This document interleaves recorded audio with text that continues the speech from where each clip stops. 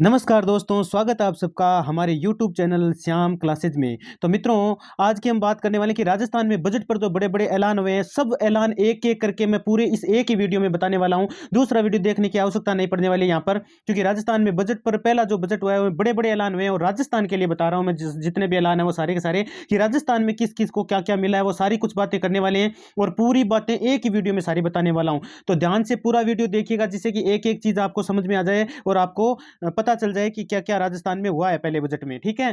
तो यदि आप चैनल पर नए विजिट कर रहे हैं, तो चैनल को कर लीजिएगा सब्सक्राइब, जिससे कि हर एक जानकारी आपको नई यहाँ से मिलती रहे। तो चलिए शुरू कर देते हैं। तो सबसे पहले राजस्थान बजट में हुई घोषणाएँ अब देखो एक ही क्लिक में सारी घोषणाएँ बताने वाला हूँ, सारे के सारे। ज़्यादा से ज़्यादा 7 से 8 मिनट का वीडियो होने वाला है, जिसमें सारी बातें आपको एक-एक करके सब बता दूँगा मैं। तो देखिए शुरू कर देते हैं। अब आपको पढ़वा भी देता हूं। राजस्थान की उप मुख्यमंत्री दिया कुमारी विधानसभा में अंतरिम बजट पेश कर रही है। दिया ने बजट भाषण में गहलोत सरकार पर आरोप लगाए तो विपक्ष ने हंगामा किया। अंतरिम बजट में जयपुर ने नए रूट को मंजूरी दी गई। वहीं राजस्थान के 5 लाख घरों को सोलर प्लांट लगाए जाने की घोषणा हुई है। वित्त मंत्री ने कहा कि प्रदेश की सड़कों को विकास के लिए 1500 करोड़ रुपए का प्रावधान रखा गया है।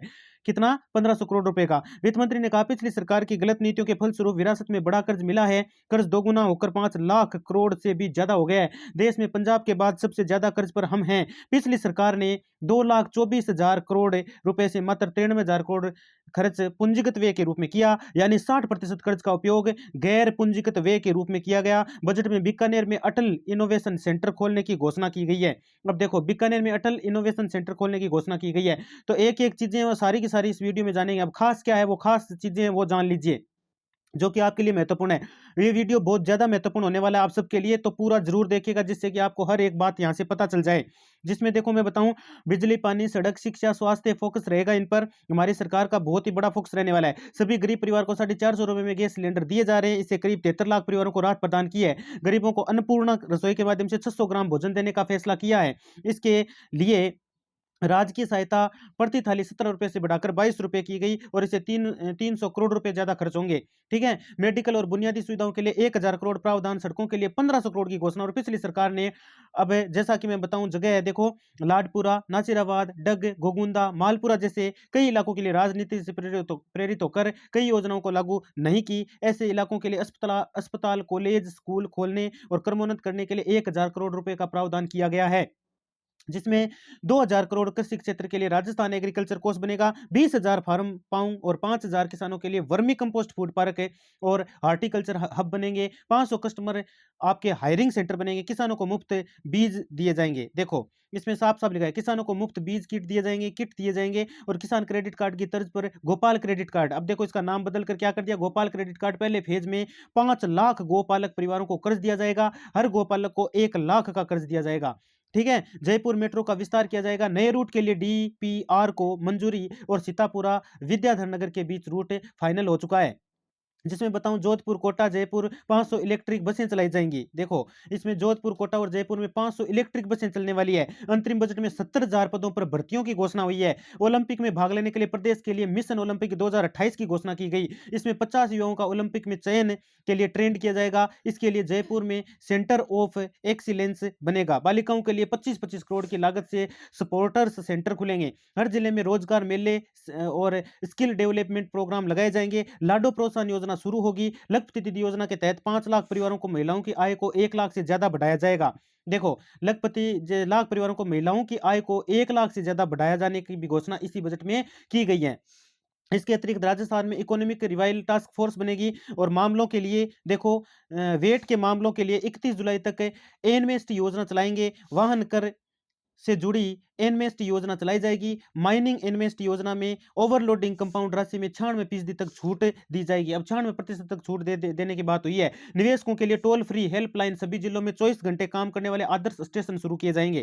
ठीक है ना? जिसमें 24 घंटे काम चालू रहता है। गोवर्धन परिक्रमा, पूंछड़ी का लोटा को शामिल करते हुए 20 प्रसिद्ध मंदिरों का विकास करने के लिए 315 करोड़ का बजट दिया गया है। और इसके अतिरिक्त बताऊं मैं आपको तो महाराणा प्रताप टूरिस्ट सर्किट अब देखो विकसित करने के लिए 100 करोड़ का प्रावधान किया गया। प्रदेश में आर्म्ड फोर्सेज म्यूजियम के लिए डीपीआर बनेगी। और इसके अतिरिक्त और बता दूं मैं आपको, जोधपुर के खेजड़ली में अमृता देवी विश्नोई देसी प्लांट केंद्र बनेगा। बजट में पुलिस को आधुनिक बनाने के लिए police modernisation and infrastructure fund बनाने की घोषणा की गई। इसके लिए 200 करोड़ का प्रावधान किया गया। थानों में साइबर हेल्प डेस्क तैयार भी होगी, जिसमें एसआईटी का गठन भी किया गया है। और इसके अतिरिक्त आपातकाल में मिसा डीईआर बंदियों को लोकतंत्र सेनानी पेंशन से बहाल करने की घोषणा की गई। मिसा बंदियों को 20,000 रुपए पेंशन और 4,000 रुपए मेडिकल सुविधा दी जाएगी। लोकतंत्र सेनानी पेंशन अधिनियम बनेगा, इसके लिए बिल लाया जाएगा। कर्मचारियों को प्रमोशन के लिए अवसर दिए जाएंगे और डीपीसी में 2 साल की छूट दी जाएगी। कर्मचारियों के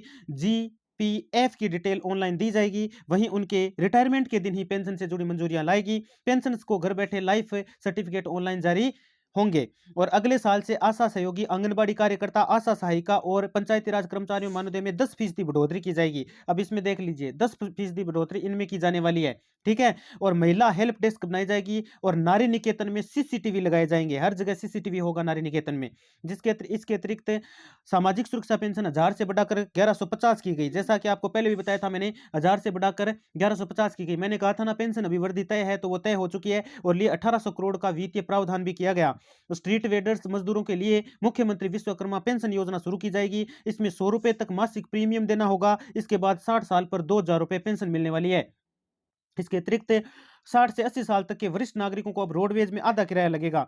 मतलब 60 से 80 साल के जो वरिष्ठ आपके नागरिक हैं उनमें उनका किराया आधा लगने वाला है। किसमें? रोडवेज बसों में। और छूट 30 से बढ़ाकर 50% कर दी गई। चिरंजीवी योजना का नाम अब मुख्यमंत्री आयुष्मान आरोग्य योजना किया गया। इस योजना में केंद्र सरकार डे केयर इलाज भी होगा। और अगले साल में हाईवे एक्सीडेंट से में जान बचाने के लिए 25 एडवांस लाइफ सपोर्ट्स एम्बुलेंस उपलब्ध कराई जाएंगी। लाडो प्रोत्साहन योजना शुरू होगी। लखपति दीदी योजना के तहत 5 लाख परिवारों को महिलाओं की आय को 1 लाख से ज्यादा बढ़ाया जाएगा। लाडो प्रोत्साहन योजना के तहत गरीब परिवार में बेटी पैदा होने पर 1 लाख रुपए तक सेविंग बॉन्ड मिलेगा। बेटी पैदा होगी तो कितना मिलेगा? 1 लाख तक सेविंग बॉन्ड मिलने वाला है।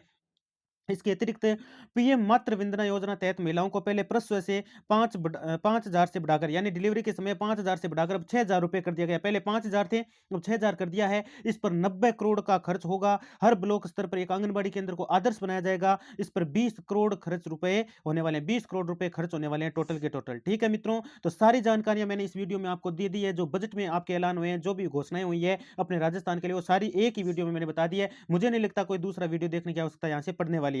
धन्यवाद।